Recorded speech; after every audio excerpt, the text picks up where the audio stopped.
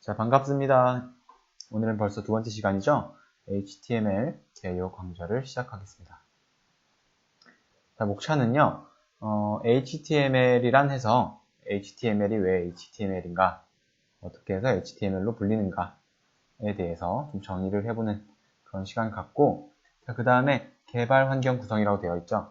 개발 환경 구성은 단순하게 HTML만 개발하기 위한 환경을 구성하는 게 아니라요. 우리가 앞으로 진행할 웹 프로그래밍을 개발하기 위한 그런 환경을 구성한다고 생각하시면 되겠습니다. 자, 그러면 그렇게 구성한 환경으로 우리는 HTML 문서를 간단하게나마 만들어 보고 거기에 문서 구조가 어떻게 되어 있는지 간단하게 알아보는 시간을 갖고 강의를 마치겠습니다. 자, HTML은 하이퍼텍스트 마크업 랭귀지의 각 앞에 철자를 따서 HTML이라고 불리는 거고요.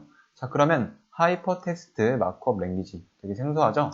이게 왜 어떤 의미를 가지고 있는지 한번 알아봐야겠죠. 자, 하이퍼텍스트 마크업 랭귀지는 하이퍼텍스트와 마크업 랭귀지 이렇게 두 개로 나누어서 설명을 제가 드릴게요. 자, 먼저 하이퍼텍스트는요. 우리가 알고 있는 텍스트는 문자죠, 문자. 문자를 말합니다. 그래서 애국가에 대한 텍스트를 이런 식으로 쭉 써봤어요. 동요누가 백두산이 마루 닳도록 해서 대한 사람 대안으로 길이 보존하세. 우리는 일반적으로 우리가 글자를 쓸 때는 이런 식으로 텍스트를 씁니다. 그렇죠? 그럼 컴퓨터에서 텍스트를 표현을 할 때는 이런 식으로 표현되진 않죠. 왜냐하면 컴퓨터가 이 문자들을 다 이해할 수도 없고요. 이렇게 문자를 쓰고 다음 줄에 쓰면은 이 문자 다음에 이 동해물과 백두산이 마르고 닳도록 다음에 하느님이 보호하사 우리나라 만세를 밑에 썼다고 눈으로 인식할 수 있잖아요. 하지만 컴퓨터는 눈으로 인식할 수 없습니다. 왜냐하면 눈이 없잖아요. 그래서 어떠한 특별한 기호를 써주든지 이 문자열 다음에 이 문자열을 하려면 줄바꿈을 해라라는 좀 명령을 해줘야 돼요. 그래서 하이퍼텍스트라는 게 무엇이냐면요. 동해물과 백두산이 마르고 닳도록이 되어 있죠. 자, 이렇게 문자가 있다고 치면 그 다음에 하느님이 보호하사 우리나라 만세. 이 다음에 하느님이 보호하사 우리나라 만세가 이 오른쪽에 있는 게 아니라요. 각각의 문자열들이 이렇게 떨어져 있다고 생각하시면 되겠습니다. 그리고 이 떨어져 있는 문자열들을 이어주는 우리 눈에는 보이지 않는 일종의 링크 같은 게 있어요. 자, 그러면 이것의 순서를 한번 표현해 볼게요. 동해물과 백두산이 마르고 닳도록 한 다음에 4번으로 가라는 링크가 있습니다. 하나의 표시죠. 자, 그러면 4번으로 가서 하느님이 보호하사 우리나라 만세. 자, 3번으로 가라네요. 부궁화 삼천리 화려강산. 자, 그 다음엔 2번으로 가라네요. 대한사람 대안으로 길이 보존하세. 6번으로 가면 바람설이 이제 2절이 시작되죠. 하고 다시 3번으로 가네요. 잠시만요. 6번으로 가면은 5번이 아니라 남산이 저상하무 철갑을 두르듯 다시 5번 이렇게 그 다음에 3번 아까 전에 하느님이 보아서 우리나라만 한 다음에 3번으로 갔었잖아요. 이 문궁화 삼천리 화려강산이라는 텍스트는요. 중복돼서 활용됐습니다. 여기서는 우리가 글씨를 2번 써야 되잖아요. 그렇죠? 똑같이 쓴 내용들을 여기서는 단 한 번만 써서 효율적으로 사용을 했죠. 자, 이런 식으로 쓰는 게 바로 하이퍼텍스트입니다. 즉 컴퓨터가 이해할 수 있는 컴퓨터에서 사용하는 텍스트 문법이라고 생각하시면 되겠습니다. 자, 제가 지금 설명드린 게 하이퍼텍스트의 모든 특성들을 설명드린 건 아닌데 이런 식이다 라는 정도만 이해하시면 될 것 같아요. 자, 그리고 마크업 랭귀지라는 게 있는데요. 마크업 랭귀지에서 마크업은요. 이런 마크를 뜻합니다. 마크가 표시잖아요. 우리가 어떠한 글자를 표시를 할 때 여기에 이 사이를 뭐 띄워라 아니면은 이것은 뭐 이렇게 감싸서 빼라 이런 식으로 우리가 문자에다 표시를 하잖아요. 그렇죠? 이 표시들은 실제로 문자의 뜻을 담고 있지는 않습니다.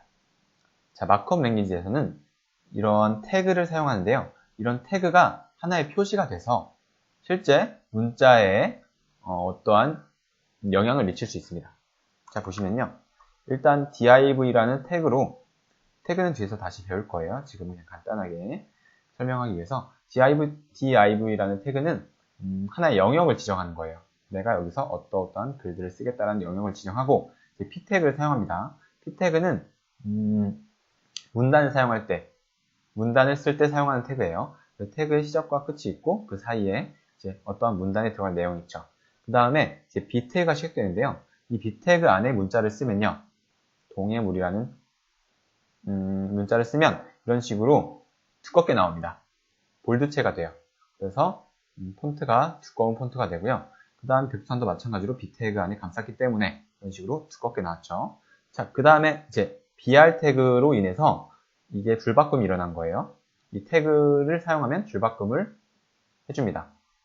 HTML 브라우저가 HTML 문서를 읽을 때 이런 식으로 태그를 인식을 해서 그 태그에 맞는 형태로 텍스트를 바꿔줍니다. 텍스트도 있을 수도 있고 이미지도 있을 수도 있고 비디오나 오디오 등도 다 이런 식으로 태그를 이용해서 사용을 해요. 자, em 태그를 썼을 때는 어떻게 됐죠? 이제 글씨체가 기울어짐이 발생했죠. 글씨체가 기울어진 글씨체가 되었고 또 다시 br 태그로 해서 여기서 이 문단 다음에 한 문단을 더 띄웠습니다. 자, 이런 식으로 그리고 p 태그를 또 썼는데 그 안에 어떠한 속성을 집어넣었습니다. 이런 식으로 태그 안에 어떤 속성을 집어넣음으로써 그 안에 들어가야 될 내용, 텍스트나 아니면 다른 태그들에 대해서 속성을 지정해 줌으로써 어떠한 변화를 줄 수가 있어요. 즉 스타일이라는 속성을 지정했는데 거기에 속성 값으로는 컬러가 빨간색, 즉 글씨 색깔을 빨간색으로 바꿔라. 그래서 이 p 태그 안에 있는 내용들은 다 빨갛게 표현이 됐죠. 이런 식으로 표시를 집어넣는 언어를 마크업 랭귀지라고 생각하시면 되겠습니다. 그러면은 하이퍼텍스트, 즉 일반적인 텍스트가 아니라 어떠한 기능이 있는, 어떠한 특성이 있는 텍스트이면서 이런 식으로 마크를 사용한다 라고 이해하시면 되겠습니다. 좀 설명이 복잡했는데요. 여러분들이 직접 HTML을 이제 코딩을 하시면은 더 감이 쉽게 잡히실 거예요. 그래서 HTML은 그런 언어고, 이제 HTML에 대해서 정의를 한번 해보자면, 웹 서버가 웹 브라우저에게 데이터를 서비스할 때 사용하는 언어래요. 웹 서버는 큰 서버죠. 웹 서비스를 제공하는 서버입니다. 보통 되게 크죠. 그 다음에 웹 브라우저는 우리 컴퓨터라고 생각하시면 돼요. 우리가 서핑을 할 때 우리 컴퓨터에 깔려져 있는 뭐 크롬이나 아니면 익스플로러나 아니면 파이어폭스 같은 그런 브라우저를 얘기하는데요. 웹 서버가 웹 브라우저에게 어떠한 데이터를 서비스할 때, 우리가 저번 시간에 배웠죠? 요청을 하면 응답을 한다고요. 그때 사용하는 언어래요.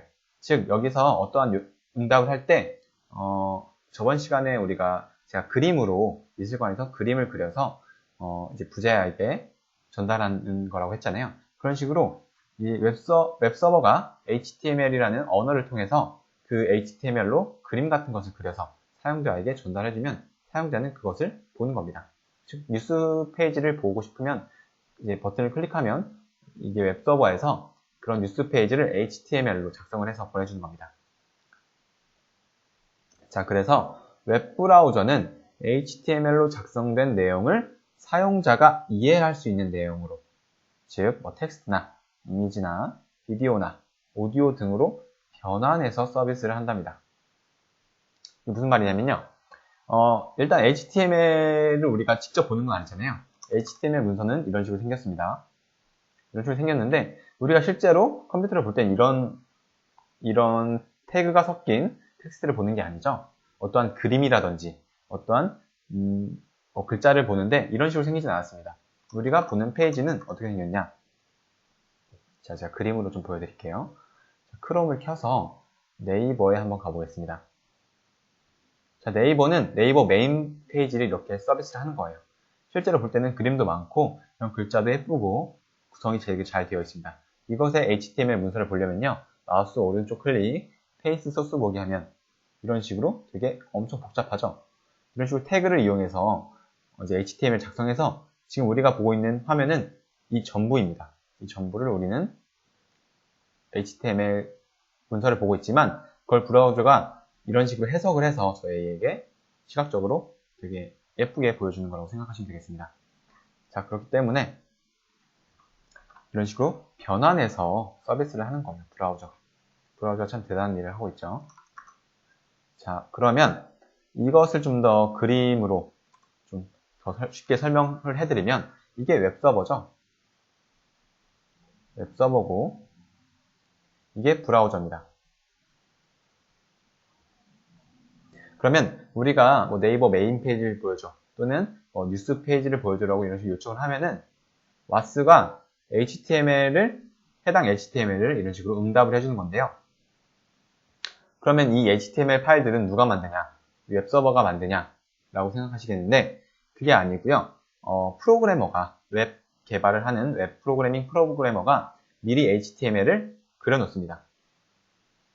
그 다음에 서버에 적절시키면 서버는 그 HTML을 골라서 사용자가 어떤 HTML을 원하는지 요청을 받아서 그것을 응답해주면 브라우저가 그것을 해석해서 이제 유저에게, 사용자에게 보여주는 거예요. 뭐 그림으로 보여줄 수도 있고, 글씨로 보여줄 수도 있고, 소리로 보여줄 수도 있습니다.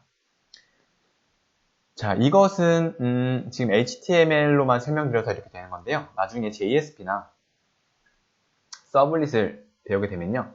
그때 와스가 동적 요청이라고 해요. 저번 시간에 배웠죠. 동적 요청을 받게 되면 JSP나 서블릿이 그때 그림을 그립니다. 즉 HTML 파일을 만든다고 생각하시면 되겠죠.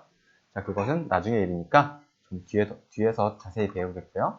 오늘은 일단 HTML을 배우는 날이니까. 자, 그리고 개발 환경 구성을 보시면요. 현재 우리가 가지고 있는 것들은 이 IDE는 이클립스죠. 우리가 제 강의를 들었으면 이클립스를 아마 설치하셨을 거예요.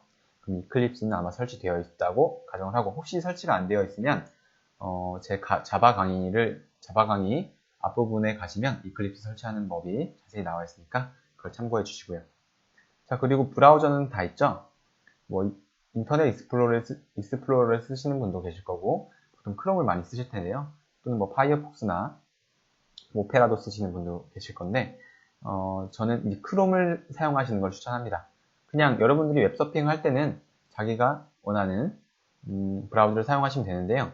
이제 크롬이 개발을 좀 도와주는 그런 도구가 있어요. 크롬에 다른 브라우저들도 그게 있긴 한데 크롬이 저는 제일 좋다고 생각을 해서 크롬을 일단 깔아주세요. 혹시 없으면요. 그 다음에 JVM도 저번에 자바 강의를 들으셨으면 이미 까셨을 테고 안 들으셨으면 제 자바 강의 앞부분을 참고해서 JVM도 깔아주세요. 그리고 여러분들 다 컴퓨터는 하나씩 갖고 있죠? 여러분들이 지금 제 영상을 보려면 핸드폰으로 보시는 분도 계시겠지만 컴퓨터는 각자 가지고 계실 거예요. 개발을 하기 위해서는 컴퓨터가 필요하니까 컴퓨터가 있으실 겁니다. 그래서 이 컴퓨터로 서버 역할도 하고요. 클라이언트 역할도 할 겁니다. 그래서 현재 자기 컴퓨터가 두 개의 역할을 동시에 한다고 생각하시면 돼요. 자, 그리고 마지막으로 HTTP 서버와 WAS가 필요한데요. 여기서 서버는 컴퓨터를 말하는 거예요. 여기서 서버는 프로그램을 말하는 겁니다. 프로그램. 그러면 이 4개의 프로그램을 우리 컴퓨터에 깔아서 사용을 한다는 거겠죠. 그래서 우리는 이 프로그램으로 톰캣을 사용할 겁니다.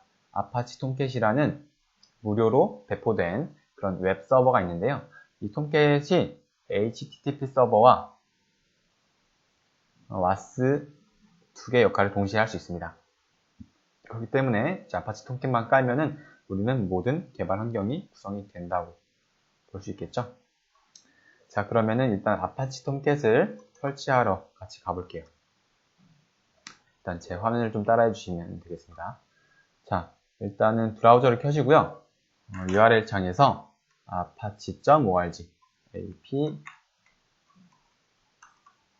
org라고 이제 검색을 하시면요. 아파치 재단의 홈페이지가 나옵니다.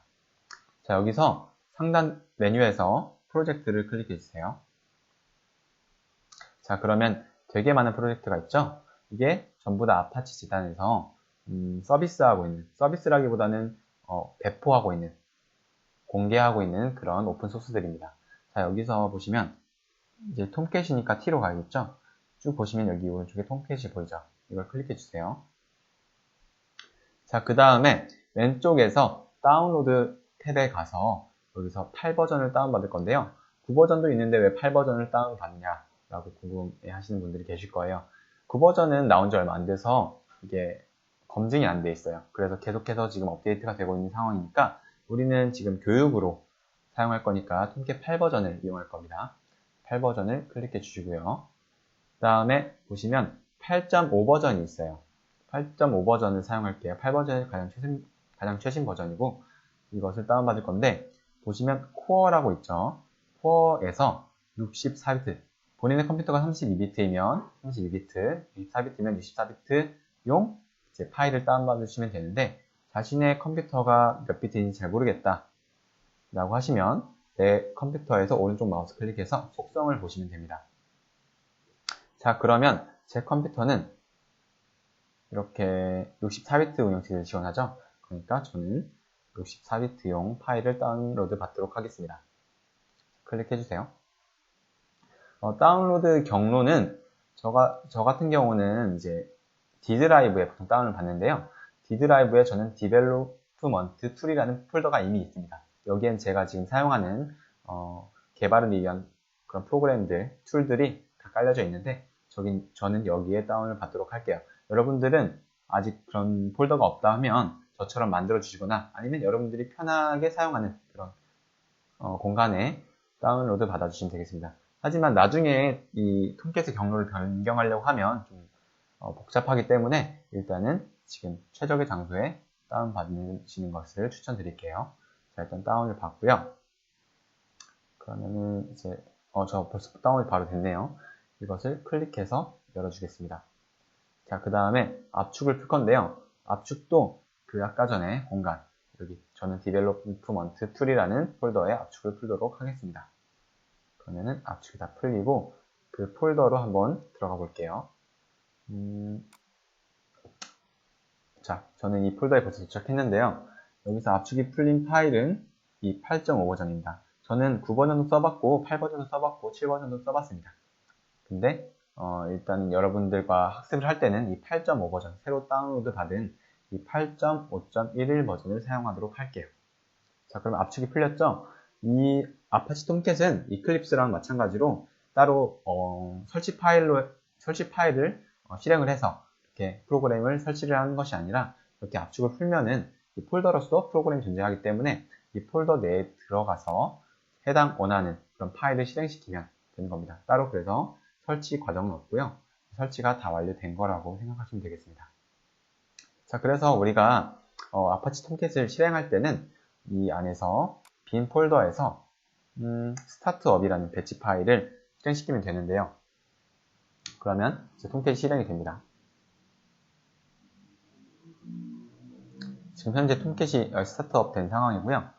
자, 이렇게 매번 톰캣을 실행시킬 때마다 이 폴더에 와서 이 배치 파일을 클릭해 주는 거 참 힘들겠죠.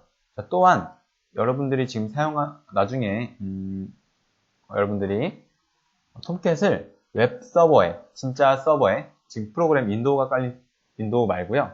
윈도우가 깔린 컴퓨터 말고 리눅스나 뭐 이런 CentOS 같은 진짜 웹 서버에 톰캣을 깔 때는 이런 GUI 환경이 제공되지 않을 가능성이 큽니다.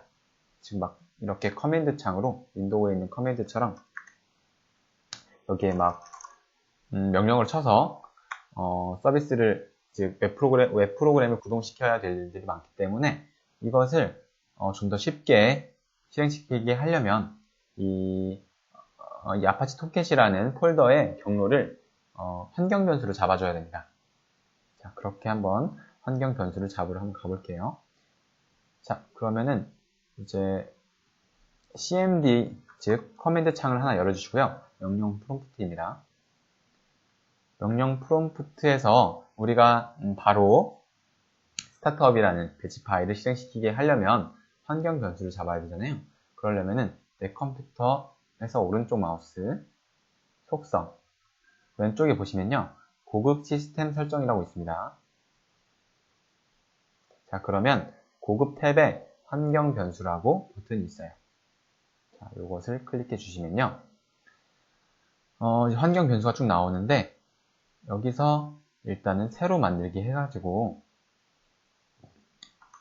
카탈로그 리나 언더바 홈이라고 변수 이름을 적고 변수 값으로서 아까 전에 우리가 다운로드 받았던 이 아파치 톰캣의 폴더, 이 빈 폴더 말고요. 이 아파치 톰캣의 폴더의 경로를 복사해서 붙여 넣으시면 됩니다. 이때 이 URL 창을 클릭하시면 이런 식으로 텍스트로서 경로가 쭉 나오고요. 이것을 복사를 해서 다시 이 변수 값에 넣어주시면 됩니다. 자, 그러면은 그리고 나서 확인을 누르면요. 이제 시스템 변수가 하나 저장이 되는 거고요. 자, 그 이 카탈리나 홈을 사용해서 이제 환경 변수를 잡으면 되겠습니다. 저 같은 경우는 이미 만들어져 있기 때문에 취소를 누를게요. 자, 그 다음에 여기서 변수들을 쭉 보시면 패스라는 변수가 있어요. 이게 경로를 관리하는 그런 시스템 변수인데 패스를 더블 클릭 혹은 편집을 누르시면 이런 식으로 지금 현재 패스에서 저장되어 있는 환경 변수들이 쭉 있습니다. 여기에 새로 만들기를 할 건데요. 아마 윈도우 7을 쓰시는 분들이라면 이런 모양이 아닐 거예요. 아마 제가 좀 그림으로 설명을 드리면 이런 식으로 창이 있으면 패스가 단 한 칸에 다 들어가 있을 겁니다. 그래서 환경 변수 있고 세미콜론 있고 환경 변수 있고 세미콜론 있고 이런 식으로 한 줄로 다 되어 있을 거예요. 환경 변수 하나하나를 구분짓는 것은 이 세미콜론입니다. 자, 그래서 이 부분에 대해서는 제가 좀 이따 다시 설명드리겠고요. 일단은 10을 기준으로 설명을 드리면요. 여기서 새로 만들기를 눌러주세요. 그 다음에 제가 위에 썼던 것처럼 이제 %기호 쓴 다음에 카탈리나 언더바 홈 아까 우리가 만들었던 경로 있죠? 그것에 이제 $1 표시를 해주고요. 빈이라고 하면 결국에 우리가 가리킨 폴더는 이 빈 폴더를 가리키게 되는 거예요. 그래서 이 빈 폴더가 환경 변수에 등록이 되면 우리가 이 안에 있는 파일들은 따로 경로까지 직접 찾아갈 필요 없이 이런 식으로 찾아갈 필요 없이 뭐 이렇게 해서 직접 폴더까지 찾아갈 필요 없이요. 바로 여기서 아무 공간에서나 다 실행을 할 수가 있어요. 자, 그래서 결국에 이것을 확인하시면 환경 변수가 하나 만들어지겠죠. 잠시만요. 제가 여기서 편집해서 이게 아이를 빼먹었네요. 카탈리나. 저 같은 경우는 이미 만들어져 있으니까 이것은 지우도록 하겠습니다. 그 다음에 확인을 하시면요. 환경 변수 등록이 완료가 됐고, 자, 지금 유저라는 폴더 안에 있죠. 유저라는 폴더에서 스타트 성장량은 배치입니다. 실행하시면 톰캣이 실행이 돼요. 자, 이런 식으로 보통 톰캣을 구동한다고 생각하시면 되겠습니다. 하지만 우리는 이클립스라는 통합 개발 툴을 사용하고 있죠. 나중에 사용할 거니까 그 이클립스에서 직접 톰캣을 실행시켜 주기 때문에 이렇게 실행시키는 것은 오늘 하루뿐이라고 생각하시면 되겠고요. 나중에 여러분들이 호스팅을 할 때, 즉 웹 프로그램을 만들어서 직접 웹 서버에 올려서 서비스를 할 때는 이런 식으로 이클립스를 사용해서 서비스를 하지는 않을 거니까 이클립스는 개발 도구죠. 이런 식으로 하셔야 됩니다. 이 부분은 제가 나중에 마지막 부분에 직접 배포를 할 때, 웹 프로그램을 배포를 할 때 다시 한번 짚어드릴 테니까요. 지금은 그냥 이렇게 환경 변수만 잡아주는 법을 배우시면 되겠고요. 커맨드 창은 닫아주세요. 자, 그럼 우리가 톰캣은 지금 설치가 완료됐잖아요. 자, 그랬을 경우 톰캣에 대해서 환경 설정을 좀 해줘야 되는 게 있어요. 그러려면 자, 아까 전에 다운받는 폴더에 8.5 버전이죠. 들어가셔서 여기서 이제 콤프 환경 설정을 담고 있는 그런 폴더에 들어갑니다. 자, 그 다음에 여기서 server.xml이라는 확장자가 안 나와서 xml.xml은 빠져 있는데 server.xml이라는 파일을 우리가 수정을 하면요. 이 톰캣에 있는 환경 설정이 바뀝니다. 자, 원래는 우리가 어떤 프로그램의 환경 설정을 할 때는 만약에 이건 이클립스라고 치면 뭐 탭을 누르죠. 이런 식으로 인터페이스를 제공을 합니다. 그래서 이클립스의 환경 설정을 할 수 있는데 현재는 이 톰캣은 그런 인터페이스를 제공하지 않으니까 이런 식으로 XML 파일을 우리가 직접 조작을 해서 환경 설정을 하면 되겠습니다. 우리는 개발자잖아요. 개발자는 이런 식으로도 환경 설정을 할 줄 알아야 됩니다. server.xml을 실행을 시킬 건데 이것을 열 때는 오른쪽 마우스 클릭해서 연결 프로그램을 메모장으로 잡아주세요. 여러분들이 뭐 브라켓이나 뭐 LD 플러스 같은 프로그램을 쓰고 계시면 이것을 사용하시면 더 편하게, 더 가독성이 뛰어나죠. 편하게 하실 수 있지만 아직 준비가 안 된 분들이 계실 수 있으니까 그냥 메모장을 이용해서 열도록 할게요.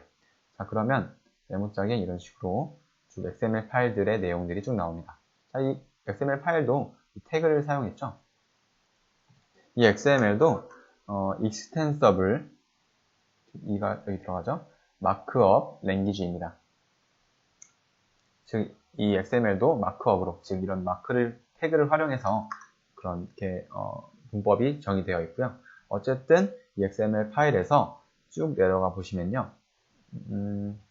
이렇게 되어 있는 부분은 자바에서 주석입니다.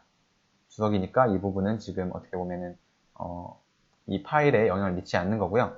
이 커넥터, 주석에 감싸져 있지 않은 이 커넥터라고 써져 있는 그 태그의 내용들을 좀 수정해 주시면 됩니다.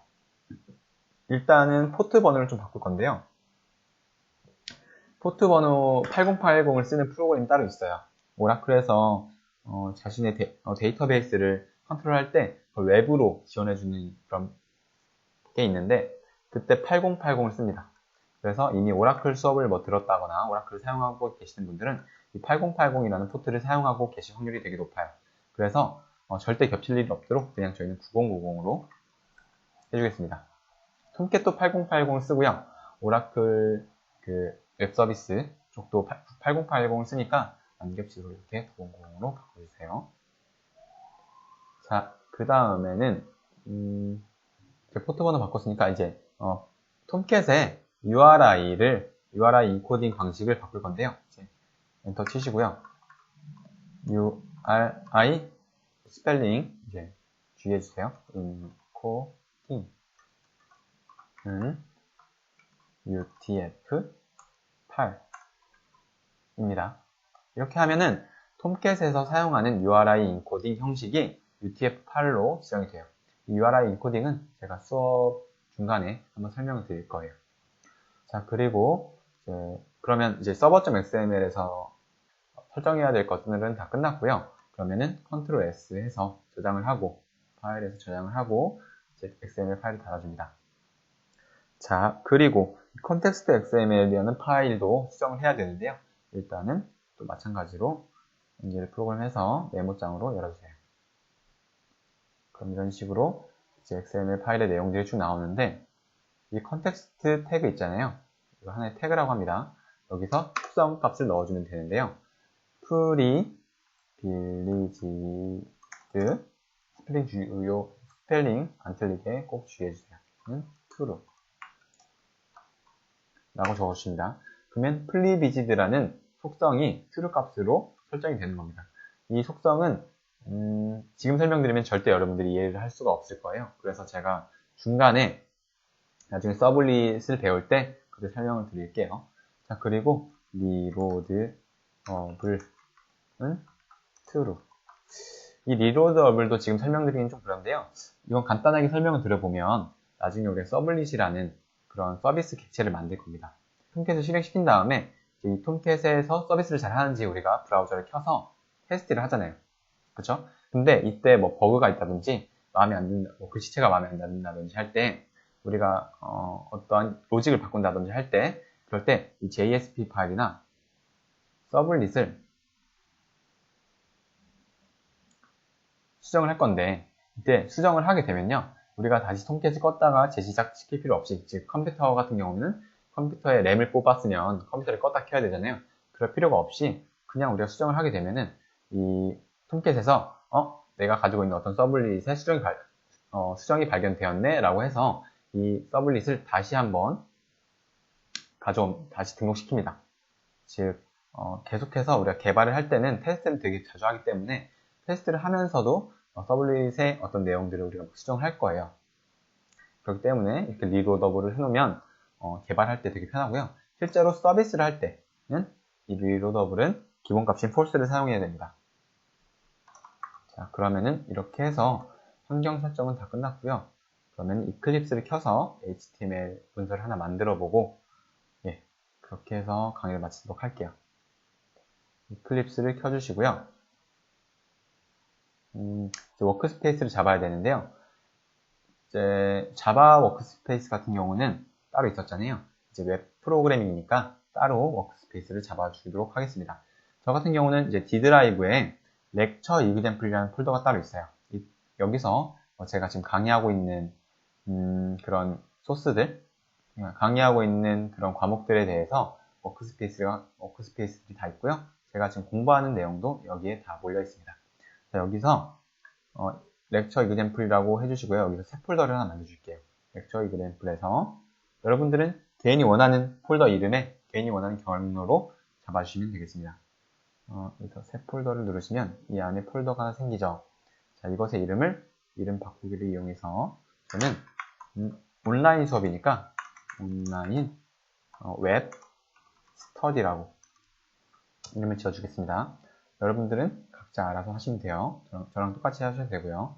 이 폴더를 클릭해 주시면 이 폴더가 워크스페이스로 잡혔습니다. 그 다음에 OK.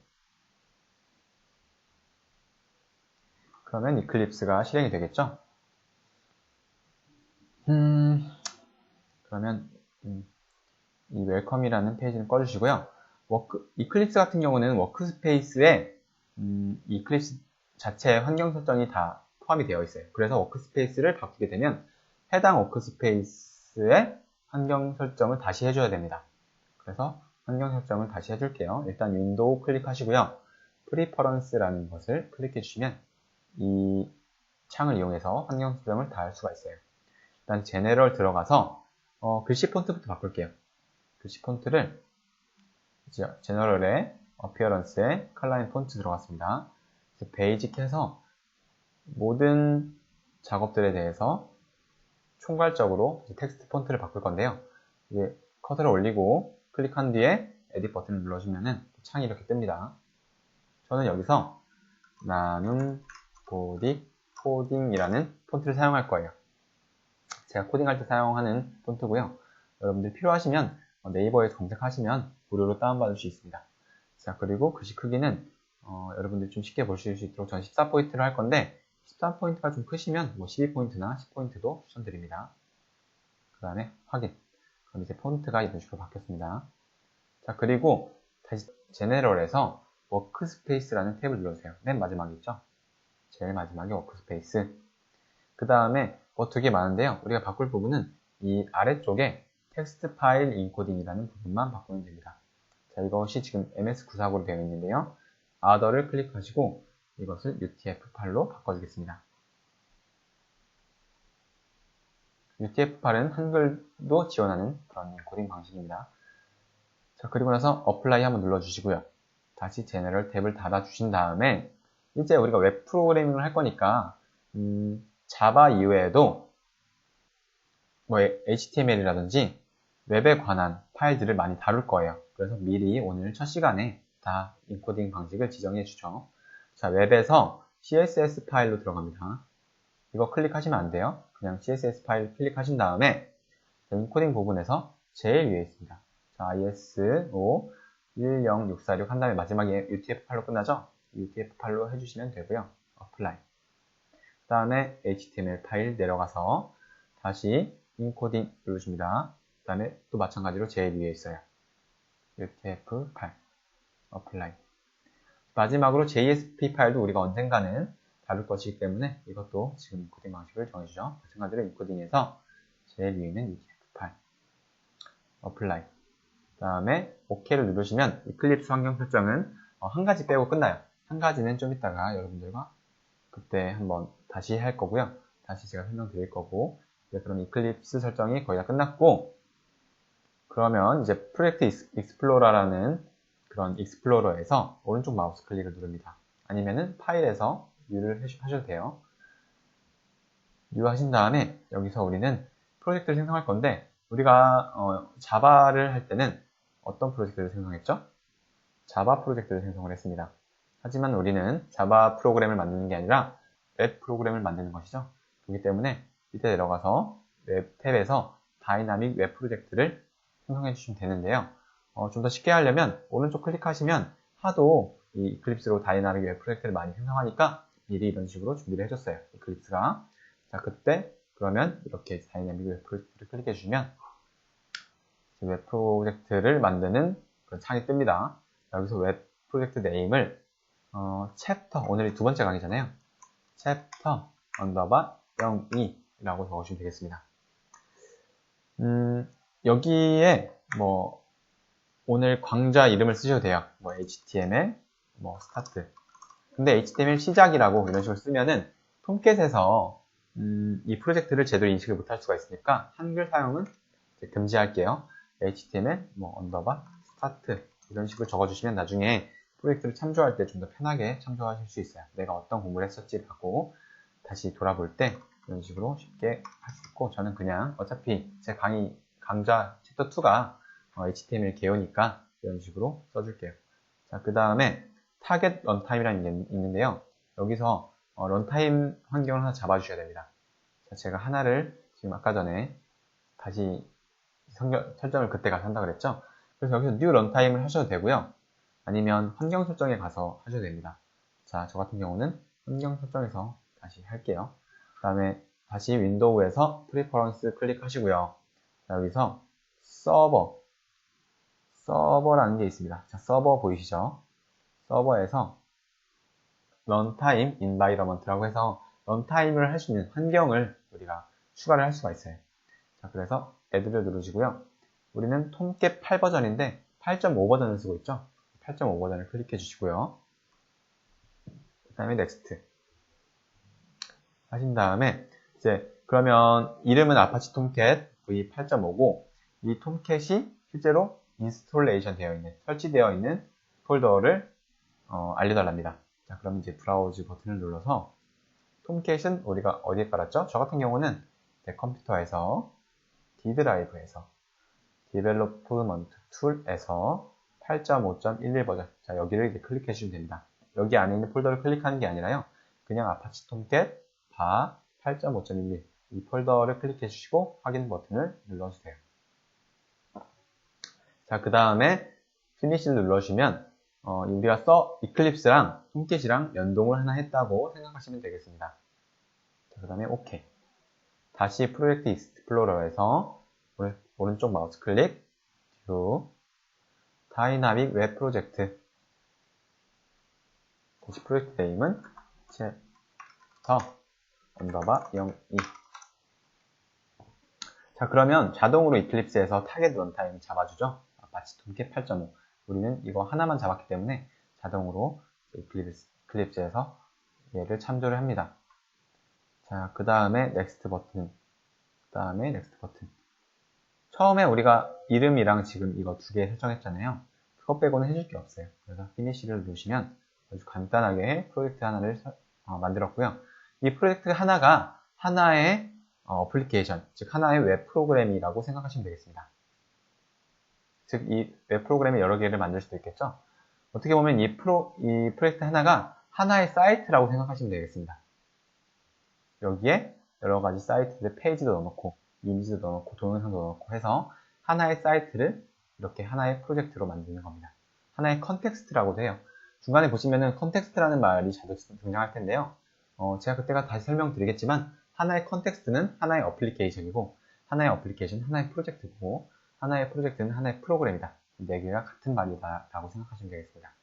자, 그 다음에 이제 웹 콘텐츠라는 폴더를 이제 클릭해 주시면 이런 식으로 하부 내용이 뜨죠. 자, 그리고 자바 리소스라는 폴더도 클릭해 주세요. 그러면 이렇게 하부 내용이 뜨는데요. 우리는 이 두 개의 폴더만 접근을 해서 여기에서 개발을 할 거예요. 그러니까 나머지 폴더들은 신경을 꺼주시면 되겠습니다. 이 자바 리소스라고 되어 있는 곳에서 소스에는 자바 소스를 집어넣을 거고요. 이제 웹 컨텐츠에는 그 나머지 소스, 즉 뭐 사진도 그렇고 동영상도 그렇고 HTML 파일, CSS 파일, 자바스크립트 파일, JSP 파일 이런 것들은 다 이 웹 콘텐츠 아래에 집어넣을 겁니다. 구조는 이런 식으로 되어 있고요. 위에 컨텐트 파일에서 new 해서 폴더 하나를 만들어 줄게요. 이 폴더는 html이라는 이름을 가지고 있습니다. 지금 html 파일들을 우리 html 폴더에 보관을 할 거예요. finish를 해주시고요. 이 html 폴더 안에서 오른쪽 클릭, new, 다음에 html 파일. 바로 여기 자주 만드니까 이런 식으로 또 바로 제공을 해주죠. html 파일을 클릭해 주시면 이제 html 파일을 만드는 그런 창이 뜹니다. 자, 여기서 이름을 우리 처음 만드는 거죠. 시작이니까 start.html이라고 만들어 줄게요. 되셨습니까? 자, 그러면은 이제 더 이상 뭐 건들 건 없고요. 여기서 이제 HTML 버전을 선택할 수 있는데 이제 HTML5를 우리가 배울 거기 때문에 이것은 안 건드려셔도 됩니다. 이게 혹시 뭐 4.01 버전으로 되어 있으면은 이 HTML 파일 5버전을 클릭해 주시면 돼요. 자, 그 다음에 finish 하면 우리가 HTML 파일을 처음으로 하나 만들었습니다. 자, 여기서 구조를 잠깐만 보실게요. 자, 여기서 doc 타입이 HTML이라고 되어 있죠. 자, 이것은 현재 HTML 파일의 버전을 나타내는 부분이라고 생각하시면 되겠습니다. 자, 그러면 HTML4 버전으로 한번 HTML 파일을 한번 만들어 보면은 제가 그냥 만들게요. 여러분들이 보시기만 하세요. HTML 파일을 만드는데 HTML4라고 이름을 짓고 넥스트해서 이거 HTML 4.01 버전 세 개 중에 아무거나를 클릭하시고 피니시를 누르게 되면은 이런 식으로 4 버전 같은 경우는 버전에 관한 내용들이 이렇게 나옵니다. 뭐가 더 많아졌죠? 근데 HTML5는 되게 간소한 걸 좋아하게 변했어요. 필요 없는 우리가 문자는 필요 없는 속성을 우리가 지정하지 말자 해서 이런 식으로 HTML5는 다 간소화시켰습니다. 보시면 이 속성도 현재 컨텐트라는 속성과 HTTP, eKeyw라는 속성도 다 빠져있죠. 즉 HTML5는 되게 간소화시켰습니다. 필요 없는 것들은 다 갖다 버렸어요. 그렇기 때문에 이는 필요 없으니까 지워주시고 현재 첫 번째에서는 HTML의 문서의 정보 그 중에서도 버전을 말한다 라고 생각하시면 되겠고요. 그 다음에 이제 HTML 태그가 시작이 되죠. 이제 태그들은 이런 식으로 시작하는 태그와 끝나는 태그가 있어요. 두 개의 차이점이 뭐죠? 두 개의 차이점은 이 슬러시라는 겁니다.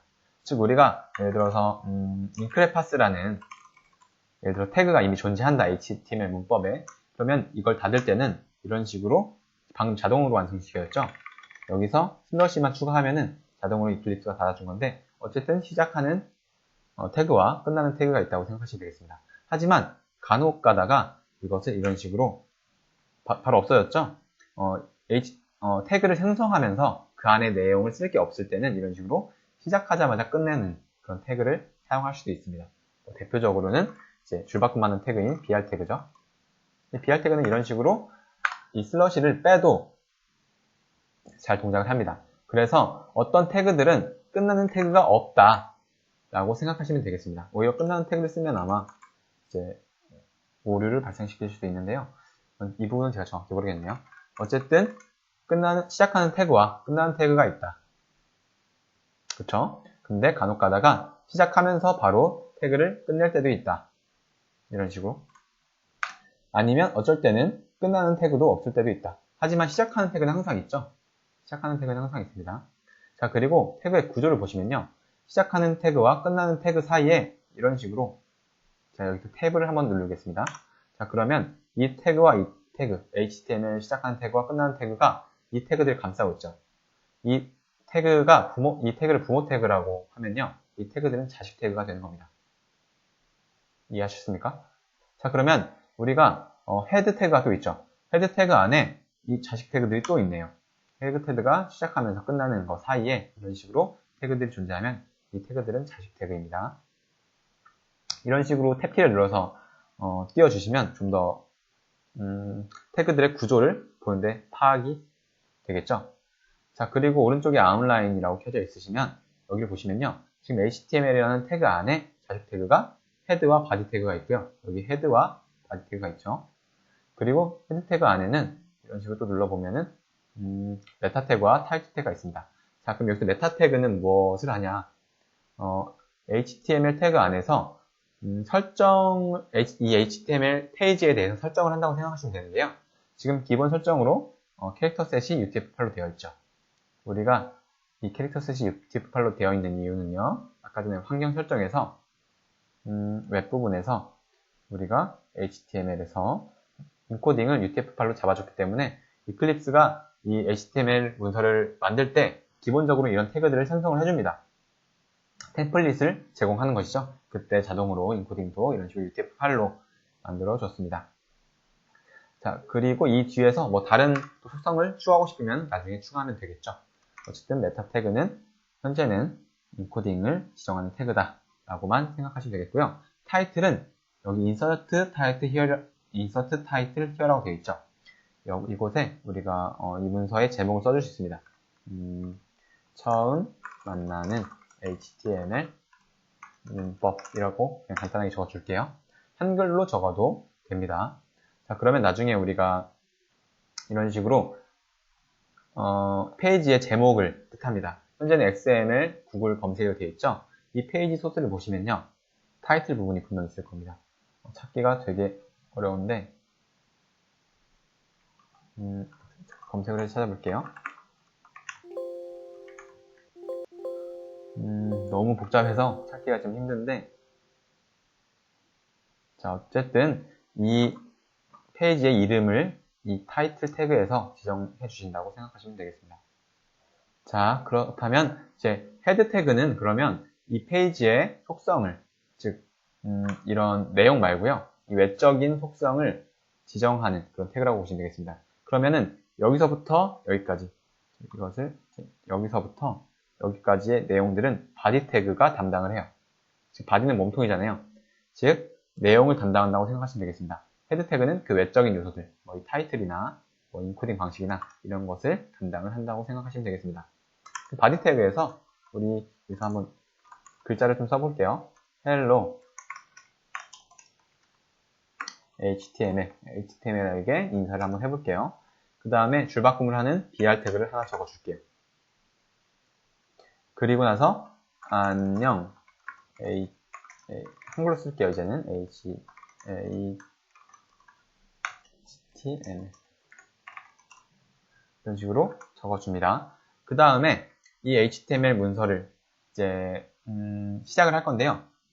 이에 챗업2라는 웹 프로그램이죠. 웹 프로그램을 톰캣에게 넘긴 다음에 톰캣에게 그 서비스를 시작하라고 한번 우리가 명령을 해보겠습니다. 예전에 자바를 할 때랑 거의 비슷한데요. 마우스 오른쪽 클릭, run as. 옛날에는 여기서 자바 어플리케이션으로 시작을 했어요. 왜냐면 그때까지 우리가 그때는 만들었던 프로젝트가 자바 프로젝트였잖아요. 그래서 자바 어플리케이션이 실행을 해줬는데 이제는 서버가 실행을 해줘야 됩니다. 왜냐면 이 프로그램은 웹 프로그램이니까요. 그래서 run on the server를 클릭해 주시면 됩니다. 다시 할까요? 마우스 오른쪽 클릭, run as, run on the server. 그리고 나서 여기서 서버를 고르는데요. 이미 우리가 이 8.5 버전으로 웹 프로젝트를 만들었기 때문에 자동으로 8.5 버전이 선택되어 있고요. 그 다음에 넥스트 버튼 그리고 피니시를 누르시면 톰캣이 구동이 됩니다. 여기서 보시면요. 우리가 아까 전에 콘솔 창에서 톰캣을 구동해 봤는데 그렇게 구동하는 것이 아닌 여기서 톰캣을 구동하는 게 아니라요. 이 이클립스가 톰캣이랑 연동이 되어 있기 때문에 이클립스가 톰캣을 구동시켜 주는 겁니다. 자, 제가 아까 전에 말씀드렸던 것처럼 처음 만나는 HTML 문법이라고 타이틀이 적혀져 있죠. 이것을 좀 페이지를 나눠서 볼게요. 그리고 여기 제 타이틀 적어준 내용이 타이틀에 들어갔습니다. 자, 그리고 여기서 적어줬던 내용들이 여기에 들어갔어요. 자, 현재는 지금 이클립스가 제공하는 내장 브라우저를 사용해서 이렇게 이클립스 창에 거는데요. 이것을 크롬에서 실행시킬 수도 있습니다. 크롬에서 실행시키려면 이 URL을 그대로 복사를 해서 이제 크롬에서 붙여 넣으면 똑같죠? 똑같은 결과가 나옵니다. 그러면 현재 어떤 상황이냐? 그림으로 좀 표현해 볼까요? 자, 우리가 톰캣이라는 서버를 우리 컴퓨터에 깔았죠. 톰캣에서 챕터 2라는 프로그램을 이제 서비스를 시작한 거고요. 저희는 이 크롬이라는 브라우저를 켜서 여기에 URL로 검색을 한 겁니다. 현재 이 프로그램의 주소를요. 그래서 우리가 막 뭐라고 복사를 해서 쳤죠. 그러면은 톰캣이 그때 우리가 요청을 할 때 우리가 start.html이라는 파일을 줘라고 지금 요청을 했잖아요. 보시면 로컬호스트는 URL을 보시면요. 로컬호스트는 현재 내 PC요. 내 PC의 IP 주소입니다. 이걸 로컬호스트라고 치면은 자동으로 브라우저가 저희 PC, 저희 노트북의 PC에 제 노트북의 IP 주소를, 인터넷 IP 주소를 가져다가 여기에 적어준다고 생각하시면 돼요. 그 다음에 아까 전에 우리가 서버 포트 번호 적어줬죠? 9090이라고 적어줬습니다. 자, 그리고요. 그 다음에 챕터 2는 여기서 프로그램의 이름입니다. 프로젝트의 이름이에요. 그 다음에 HTML은 이 HTML 폴더의 이름입니다. 웹 컨텐트가 사실 이 챕터 2라는 프로젝트의 메인 루트가 되는 거예요. 그래서 여기서 HTML로 들어간 다음에 start.html을 우리가 실행시킨 겁니다. 그러면 이 start.html을 톰캣이 우리가 요청을 했잖아요. 이 HTML을 달라고. 그래서 톰캣은 그냥 이 HTML을 저희에게 보내준 겁니다. 브라우저에게 보내줬고요. 브라우저가 그 안에 있는 내용들, 그 안에 있는 내용들은 바로 이거겠죠. 이 HTML 문법을 해석을 해서 저희에게 보여준 겁니다. 이 태그들은 보이지 않죠. 그렇죠? 만약에 우리가 여기서 BR 태그를 지우고요. 저장을 한 다음에 Ctrl S 하면 저장이 됩니다. 그 다음에 여기서 다시 한번 F5를 눌러서 다시 이 HTML을 달라고 톰캣에게 요청을 해보겠습니다. 그러면은 BR 태그가 없어져서 이렇게 한 줄로 나오죠. 줄바꿈 태그가 없습니다. 그래서 아무리 우리가 여기서 그냥 테스트 방식으로 막 글씨를 쳐도 절대로 브라우저는 이게 다음 칸으로 띄어져 있다는 것을 인식을 절대 못해요. 왜냐하면 HTML은 아까 제가 말씀드렸잖아요. 하이퍼텍스트 기반이라고.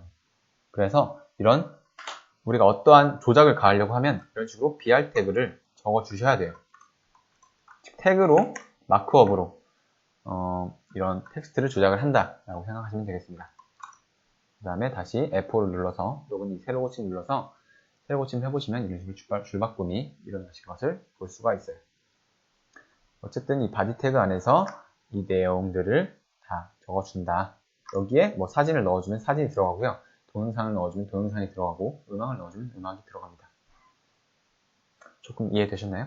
이렇게 해서 HTML 구조를 간단하게나마 좀 봤고요. 다음 시간부터는 좀 더 HTML을 자세하게 어떤 태그가 있는지도 공부를 하고 어떤 식으로 코드를 작성하는지도 같이 해볼 거니까요.